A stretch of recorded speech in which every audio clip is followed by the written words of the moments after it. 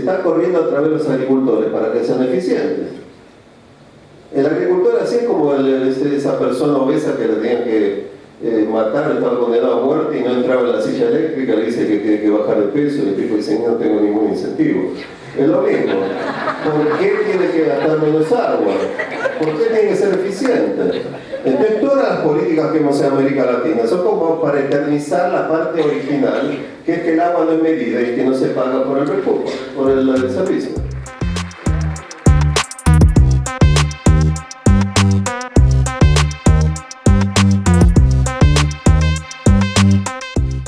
Que el sector hídrico tendría que ser autosustentable a nivel financiero. La gente paga por el agua, no tiene que ser un presupuesto del Estado. O sea, la gente tiene que pagar por el agua y tiene que cubrir todo. Entonces, si es así, no necesitas una compañía privada. Porque existe un paradigma, en América Latina no pueden tener que una compañía nacional, nosotros somos una compañía nacional, y las corporaciones en Israel que dan agua, son compañías eficientes porque existe un ente regulador que nos obliga a ser eficientes.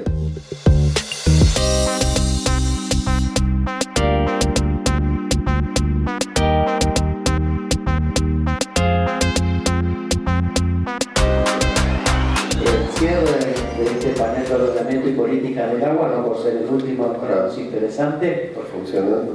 Sí, ya está funcionando. El ingeniero Diego Berger, el coordinador de proyectos especiales internacionales de Mekorot, Israel, es ingeniero civil y tiene una maestría y doctorado en ingeniería ambiental y administración de los recursos hídricos en el Technion, el Instituto Israelí de Tecnología. Diego, tu tiempo, ¿suena bien? No sé, ¿suena bien? Sí. Coldplay, me escuchan es suficiente. Bueno, yo soy el único que voy a hablar sin presentación y también voy a contestar aparte de las cosas que hablaron todos los oradores. Como bien dijo el moderador, o sea, yo estudié aquí en Argentina, pero para que entiendan un poco el contexto, hace 33 años me fui para hacer una maestría. Yo no me fui porque estaba mal aquí, me fui igualmente con otro gobierno en el 89, pero me fui a hacer una maestría, bueno, conocí a mi mujer que también estaba haciendo maestría, ella es brasilera, y al final nos quedamos ahí, hice un doctorado y también me quedé ahí. ¿Y por qué quiero hablar de esto? Porque en realidad estoy viendo las cosas de otra forma. Yo coordino los proyectos internacionales de la compañía, trabajo en la Compañía Nacional de Agua de Israel. Es una compañía que fue creada hace 85 años, antes que el Estado de Israel. O sea, existía una compañía de agua sin un Estado, que es algo un poco peculiar. Pero voy a hablar de algunas cosas, y mañana voy a dar la presentación, vos estabas hablando de la historia. Yo voy a hablar de por qué se tomaron decisiones en la historia de Israel, que creo que eso es importante, porque yo creo que más se aprende por los procesos que por el producto final. Pero yo lo que quiero concentrarme es que estamos hablando de políticas y creo que hay que preguntarse por qué en cada país tiene una política diferente de gestión de recursos hídricos. Yo conozco la situación en Israel y en otros países de Europa y también América Latina y yo creo que, o sea, básicamente la política pública o la política de gestión está totalmente influenciada por la educación y por la cultura que tiene cada país. O sea, por el valor que la gente le da al agua. No es otra cosa. Y no me vengan a decir que es por los presupuestos. No, es totalmente tiene que ver con la calidad y con el valor que la gente le da al agua.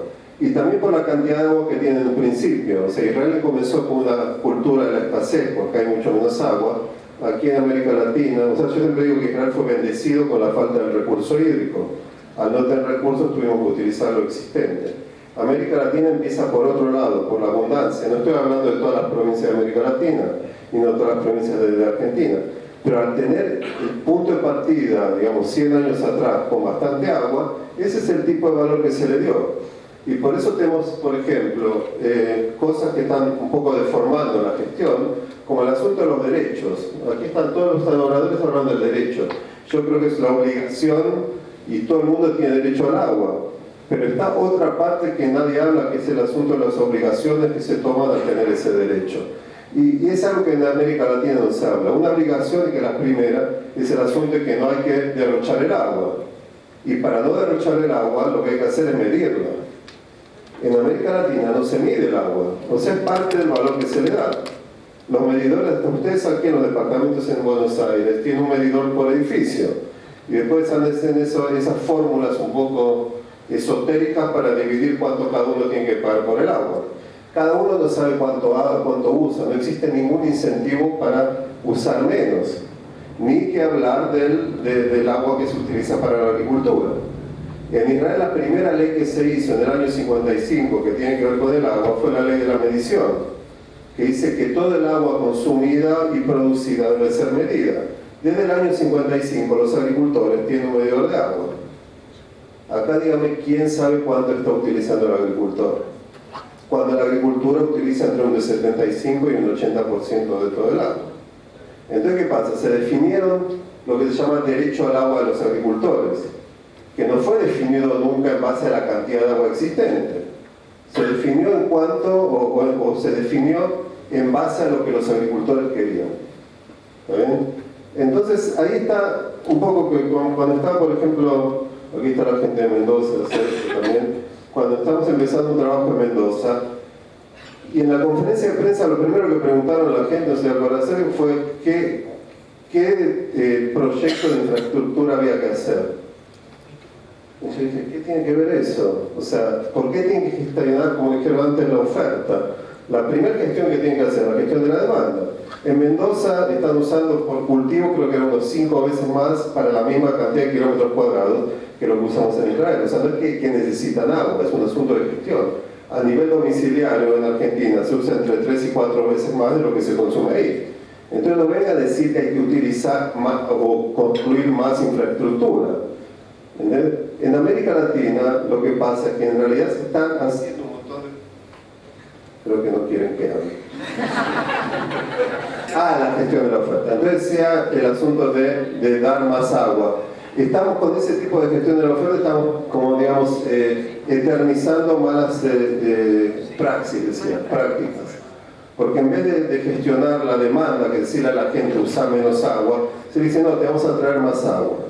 Y yo doy un pequeño ejemplo. Nosotros estamos trabajando en la India y una de las primeras veces que estaba ahí comiendo en un restaurante, el mozo al final de la comida me dijo, si necesito más comida. O sea, do you need, no me dijo do you want. Yo primero le dije, mira, este se mareó, como si necesito. Sí, si necesita más. Y bueno, tiene una filosofía bastante profunda. El asunto es cuánto es lo que necesitamos. O sea, para el indio es a nivel energético, digamos, si comiste lo necesario. Yo, digamos, más como todavía estoy un poco latinoamericano y me gusta comer bien, un chocolate o un postre sí es parte de lo que necesito. Por ahí no da a nivel corporal, pero sí a nivel, digamos, de mi alma lo que necesita. ¿Está bien? Entonces la pregunta es cuánto es lo que necesitamos. Porque la otra estamos discutiendo ahí con Sergio. Si los agricultores, o sea, yo no creo que haya nacido un agricultor que quiera dejar de usar agua o un beneficio existente. El asunto es que la única forma de convencer, no solamente al agricultor, también a ustedes como consumidores domésticos, es preguntarse realmente cuánto es lo que se necesita. O sea, si existe, si tienen que tener un jardín, más que todo porque el agua no es medida. ¿Necesitan ese agua? No, porque o sea, básicamente la cantidad de agua existente aquí es suficiente para todos. El asunto es cómo es gestionado. Por eso, y una de las cosas que preguntan también, siempre cuando hablo en distintos lugares del mundo, dicen, el problema es la compañía de agua, el problema es el ministro. Digo, la compañía de agua son ustedes, no es que trajeron gente de Marte para que esté gestionando el agua, son ustedes mismos. Si ese ministro, que ahora no está de acuerdo con lo que dice, hubiera dicho la verdad de lo que hay que hacer para que el sector hídrico sea sustentable, ¿usted lo votaría? No.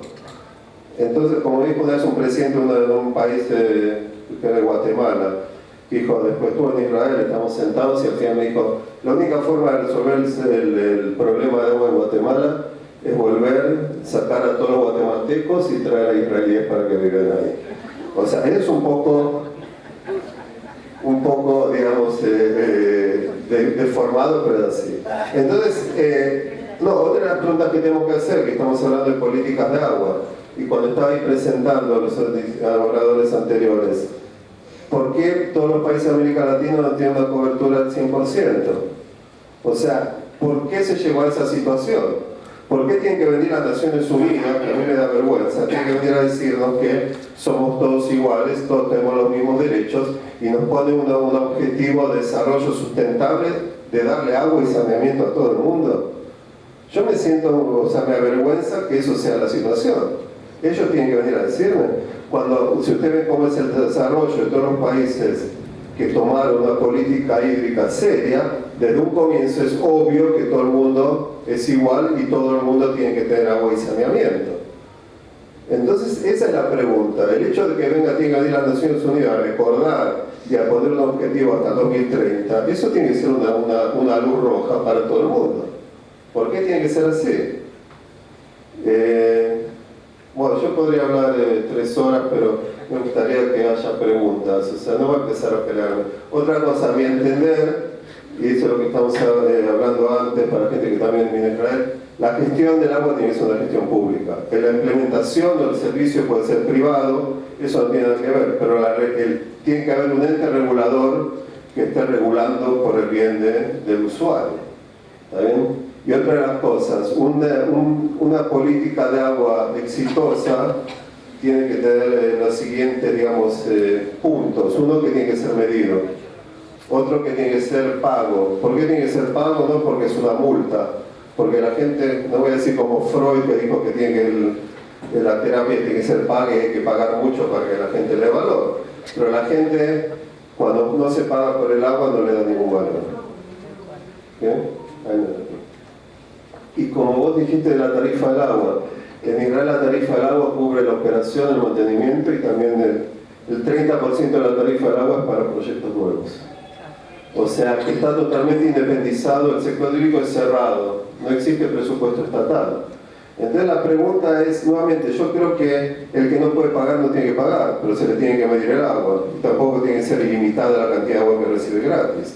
Y por eso el precio del agua y la medición son herramientas de gestión y es parte de la educación y bueno, y ahí, o sea, yo en realidad soy un poco optimista porque esos procesos para que la gente cambie la forma de pensar toman bastante tiempo, pero eso tiene que empezar con ustedes y no con otra gente. Moderador.